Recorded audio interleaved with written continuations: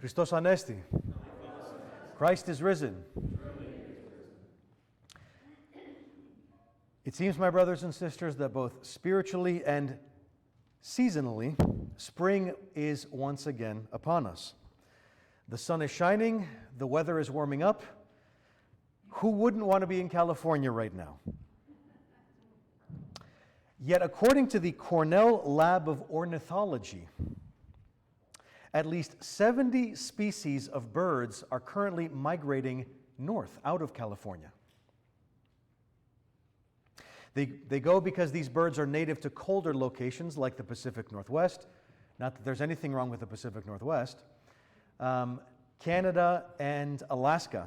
And now that the weather is warming up there, the birds that were down here are now starting to go back up. They go for a lot of different reasons. They go because apparently a lot of their sources of food are certain kinds of insects that are now kind of breeding. My reaction to that is, yes, please eat as many insects as you want. There, of course, are, there's mating seasons, there's all kinds of other reasons that they go up, that they leave the state. And it's amazing how they do this. And if one were to really look into this and study how they fly together, how they gather, where they find each other, for instance. I don't know if you've seen those like telephone poles where there's just like thousands of birds all convening on the same pole until they all get there and then they all leave at the same time. It is absolutely unbelievable how they do. Some of them do it at night, and not all of them fly, by the way. There's even apparently some species of penguins that all swim together to a certain place. The way that these birds, that these creatures of God, instinctually know what they have to do is nothing less than what the psalmist talks about when he says, "O Lord, how manifold are your works. In wisdom you have made them all." Think about just this one statistic. There are something like 2,000 species of birds that are long-distance migrants. That's about 20% of every species of birds does this. I mean, wow, just incredible. No one has to explain things to them. No one has to, not one of these individual little critters has to think and say, should I go here? Should I flap my wings this way? Should I be on this part of the line?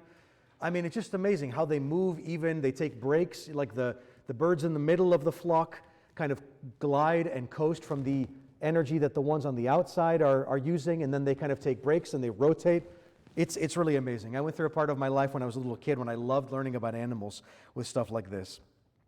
But in any case, the moral here, at least that I take out of this, when I hear about springtime and hear about what these creatures are doing, is that just instinctively, just intuitively, these animals know where they have to go to receive warmth, to receive nourishment, to receive protection and safety where they are with their other kind, and so forth. And so my question to all of us this morning is, why does it seem so hard to us human beings to also instinctively know what we have to do sometimes? It's not always as easy for human beings to take a so-called leap of faith and just kind of act when we know it in here. Perhaps because up here gets in the way of in here too often. And indeed, in the Western society that we live in, we find ourselves in the midst of a civilization that is the most well-educated and prosperous in the history of the world. And it's amazing. And perhaps because of all these ways that we control our life, it seems that we need a roadmap for everything, especially for us as Americans. Let me ask, does controlling every little detail of our life with up here make our life easier? Do we often find ourselves with the more we try to control, shall we say, the more we try to give ourselves that roadmap of A to B to C to D in our life, does it make things easier always, or perhaps sometimes does it make it more difficult? Sometimes it is hard for us as human beings to take a leap of faith and act on instinct, as Obi-Wan Kenobi once said. Anyway, today's gospel reading is about a human being who had just this dilemma. It is about the very opposite of taking a leap of faith. And it wasn't just St. Thomas, by the way. It wasn't just Thomas. All of the apostles, all 11 of the other apostles, or I guess it was 10 at this point because they hadn't re-elected somebody to fill Judas' spot until the book of Acts. But all 10 of the other apostles as well had a difficult time believing what the women who came from the tomb had said. And so we hear in the gospel reading this morning, prior to even hearing about Thomas, we hear Jesus upbraiding them for their hardness of heart. Again, hardness of heart. Not letting the heart take over, but hardness of heart. And then Thomas comes in and says, well, is it really him? Do I really know that it's my Lord and my teacher? Do we really know that it's the same person? I mean, what are you guys talking about? Unless I see the handprints and the spear in his side and all the other things in the story that we know. And of course, Thomas does see these things and finally says, my Lord and my God, an affirmation of not only that it's Jesus, but an affirmation of his divinity. And Jesus offers the amazing words to Thomas that is something so appropriate for all of us to listen to, which is, you believe because you see. Blessed are those who believe and do not see. So make no mistake, as I've said in other sermons, it's okay to have questions. In fact, it's okay to probe. That's what Psilaphysis to Thoma, the feast day today, almost the probing of Thomas is what we're celebrating today. Having questions and asking ourselves what this means is okay. Even the Virgin Mary did that when she first heard the word of the archangel. She pondered them, but in her heart. Not up here, but down here. This is okay, as long as it informs this. Because if we act with too much of this and not enough of this, we can have problems. And we can add more stress to ourselves, perhaps, than when we may not even mean to. We talk about Mother's Day today as well, and Happy Mother's Day. A mother sometimes can just instinctively know what her child is going through, right? She doesn't have to ask questions. She knows if the child has had a hard day or a good day, and perhaps maybe even more of what's going on in here and in here. I remember when I told my parents that I was thinking about seminary and that I wanted to go to seminary, my mother responded by saying, I saw this coming.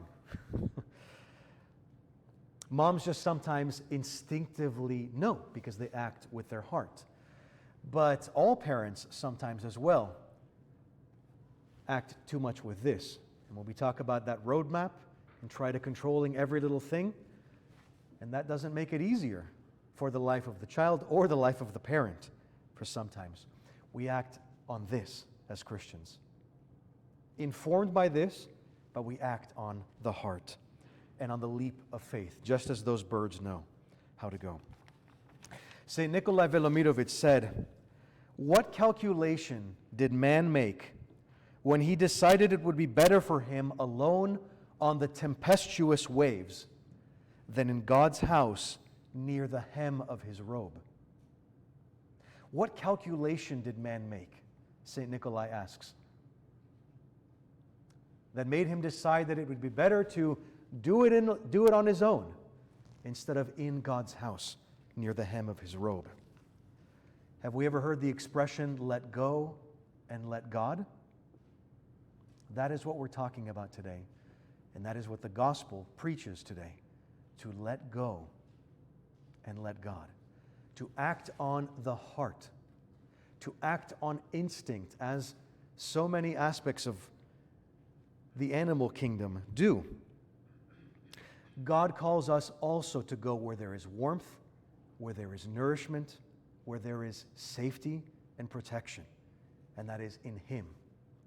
We all have a soul, my brothers and sisters, and the soul has been created in the image and likeness of its Creator. And so instinctively, as I've said in the past, why do we choose to go to Lake Tahoe for vacation and not downtown San Francisco? Because it is out there that we sense our Creator's peace.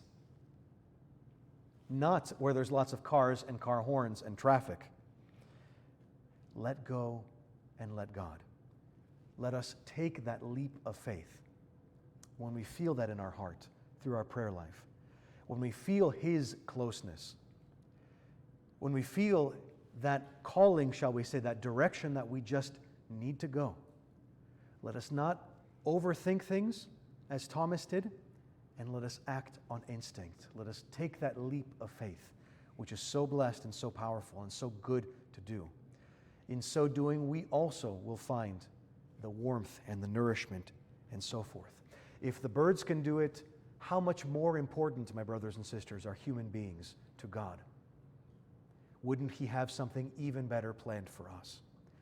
Let us remember this and act on our heart and take that leap of faith. Listen to what the church teaches. Let go and let God. God bless you. Christos Anesti. Christ is risen.